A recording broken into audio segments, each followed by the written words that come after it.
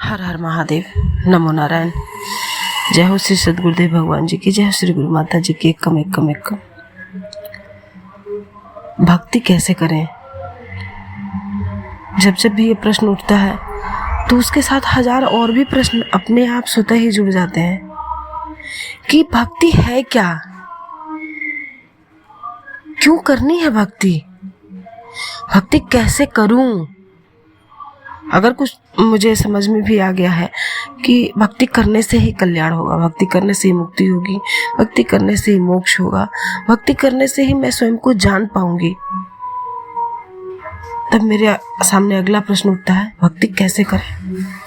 भक्ति अगर इतनी ही आसान होती करनी तो बड़े बड़े संत, महासंत, महायुग पुरुष अपनी वाणी के द्वारा ये कह गए, कामी क्रोधी लालची इनसे भक्ति न होए, भक्ति करे कोई सूरमा जाति वर्ण कुल खोए। क्या अर्थ है इन बातों का? उन्होंने सिर्फ श्लोक तो कहे नहीं है, उन्होंने तो एक पूरी गाथा कही है भक्त की कि जो भी कामी होगा, जिसके अंदर भी इच्छा शेष रहेगी संसार की तनिक भी, वो भक्ति कैसे करेगा। हम कैसे करेंगे भक्ति? क्योंकि हमारी तो इच्छाएं नहीं जा रही हैं, और पैसे आ जाएं, और लोग मिल जाएं, और बातें कर लूं, और मेरा नाम हो जाए, अरे कहीं यहाँ मेरी बेइज्जती ना हो जाए, अरे मेरा बच्चा बिगड़ गया, अरे मेरी पत्नी बिगड़ गई, अरे ये संसार बिगड़ गया। जब तक ये प्रश्न लेश मात्र को भी हमारे भीतर रहेगा, क्या हम जान पाएंगे भक्त कैसा होता है, भक्त कौन है, भक्त कैसे होगा, भक्ति कैसे करेंगे, क्या हमें पता चल जाएगा? ये इतना सूक्ष्म सब्जेक्ट है, ये इतना सूक्ष्म विषय है, जिसको सदियों से जिसकी गाथा गाई जा रही है और अभी भी पूरी नहीं हुई, अभी भी ये पूरी नहीं हुई है। अभी भी न जाने कितने ग्रंथ, न जाने कितनी बातें, न जाने कितनी कहानियां भक्त के नाम पे बनेंगी, भक्ति के लिए बनेंगी। भक्ति, आप सोचो क्या है भक्ति, क्यों, कैसे, क्यों महापुरुषों ने ऐसा कहा, हे जननी तो संत जन याद आता या सूर, हे जननी तो संत जन याद आता या सूर।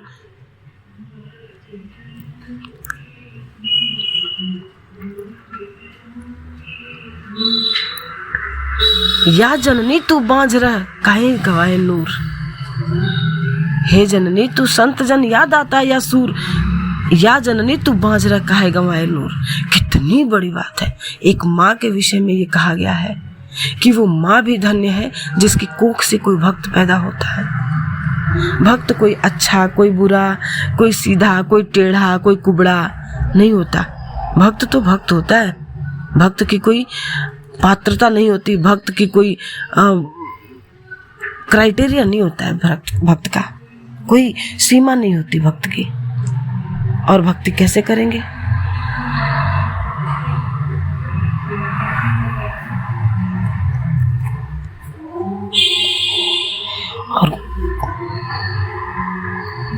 और गुण भी नहीं होता है ना, भक्त का कोई गुण भी नहीं होता, ये भी जान लेना।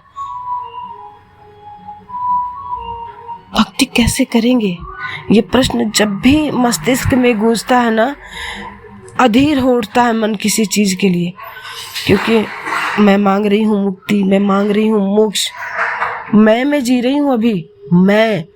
अभी कुछ ही समागम पहले श्री गुरु जी ने कहा कि कुछ भी इस शरीर से किया जा रहा है वो मन ही कर रहा है। ये समस्त संसार जो चल रहा है मन के द्वारा चल रहा है, और हम जो कुछ भी कर रहे हैं, यानी कि सोचो भक्ति भी कर रहे हैं अगर, तो भी मन से कर रहे हैं, अपने मन की भक्ति।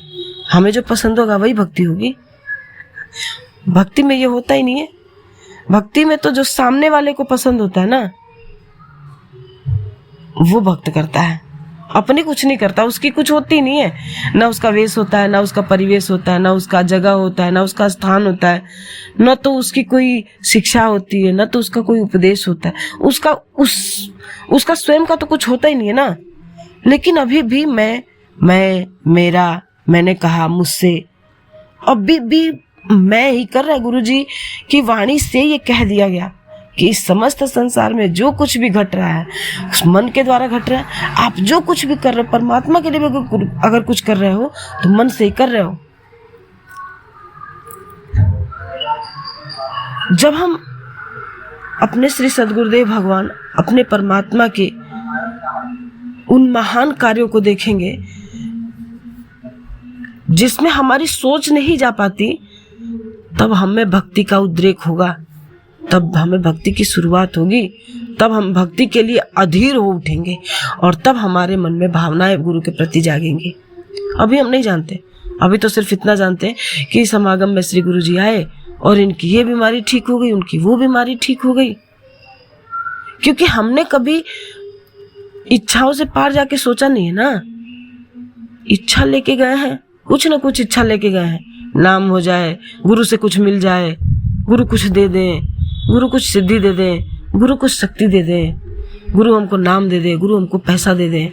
जब तक हम एक भी इच्छा लेकर अपने गुरु के समक्ष खड़े रहेंगे, हम में भक्ति का उद्रेक नहीं होगा। इसलिए सबसे पहले इच्छा को छोड़ना पड़ता। अब मेरी इस बात से कुछ लोग गलत मतलब ना निकालें कि मतलब मैं सब कुछ छोड़ दूं क्या? छोड़ना भी कुछ नहीं है और पकड़ना भी कुछ नहीं है। कुछ ही समय पहले श्री गुरु जी ने इसका पूरा विवरण दे दिया, पूरा व्याख्यान दिया गुरु जी ने। क्योंकि गुरु जी के मुख से निकले हुए एक एक शब्द सैकड़ों हजारों अर्थ लिए हुए, हजारों अर्थ सिमटाए हुए अपने शब्दों में होते हैं। श्री गुरु के ऐसे शब्द होते हैं श्री गुरु के मुख से निकले हुए। श्री गुरु जी ने जब उस वक्त कहा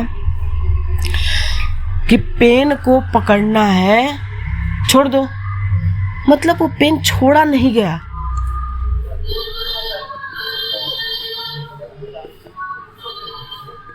और गुरुजी ने क्या कहा? पकड़ना ना बेटा, मिलेगा आपको, पेन मिलेगा, पकड़ना क्यों है? पकड़ेंगे तो हम इस संसार के भवसागर से पार कभी नहीं जा पाएंगे। हमारे घर में पैसा तो है मगर हम पैसे को रोज गिन नहीं रहे हैं। हमारे पास नाम तो है मगर हम किसी से मिल नहीं रहे हैं। हमारे पास भौतिक सारी सुख सुविधाएं तो हैं मगर उसका हम लाभ नहीं ले रहे हैं। आप ये सब कुछ, मैं सब कुछ ये श्री सद्गुरुदेव भगवान जी के व्यक्तित्व में देख सकती हूँ। एक एक चीज कि हमारे गुरु भगवान कैसे हैं, जो अपने बड़े पुत्र के निधन पे भी संगत को बिठा के और उनको उपदेश कर रहे हैं। परमात्मा के अलावा कोई हो ही नहीं सकता।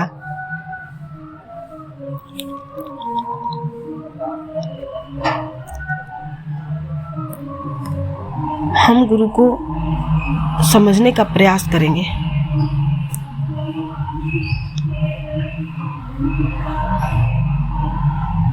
हमारी जो भौतिकता है ना, हमारा जो ये इच्छा है, हमारा जो ये संसार है, वही हमें अभौतिकता से मिलने नहीं देता, वही हमें आध्यात्म में प्रवेश नहीं करने देता, वही हमें गुरु का प्रिय कभी होने नहीं देता। देखिए, गुरु का प्रेम सबसे होता है, हर किसी से है। एक महज एक चींटी से भी गुरु का उतना ही प्रेम है जितना कि गुरु अपने भक्त से करते हैं। मगर उनमें एक भक्त जो है कोई विशेष हो जाता है, जिसके प्रति गुरु की संवेदना इतनी सूक्ष्म हो जाती है कि खुद ही गुरु जो है, भक्त का अच्छा बुरा कुछ नहीं लगता, वो जो गुरु करते हैं वही होता है ना।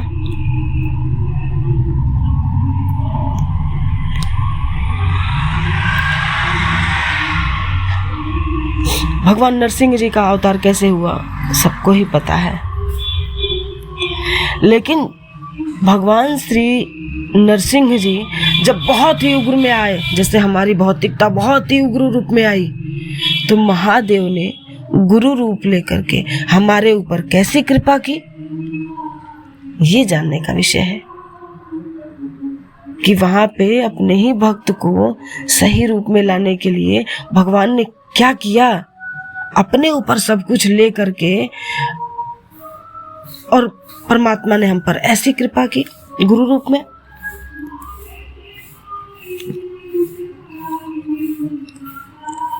मतलब क्या ही कहूँ भक्ति के विषय में, कैसे कहूँ।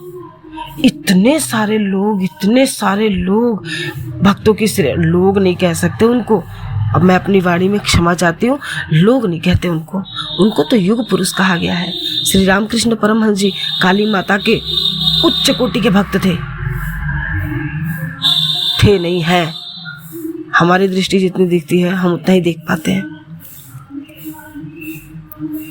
स्वामी विवेकानंद जी, श्री साईं बाबा, श्री कबीर जी, श्री मीराबाई, श्री प्रहलाद, श्री ध्रुव, श्री नचिकेता, श्री जनक, श्री अष्टावक्र, श्री रावण, हर एक भक्त अपने आप में अद्भुत, अकल्पनीय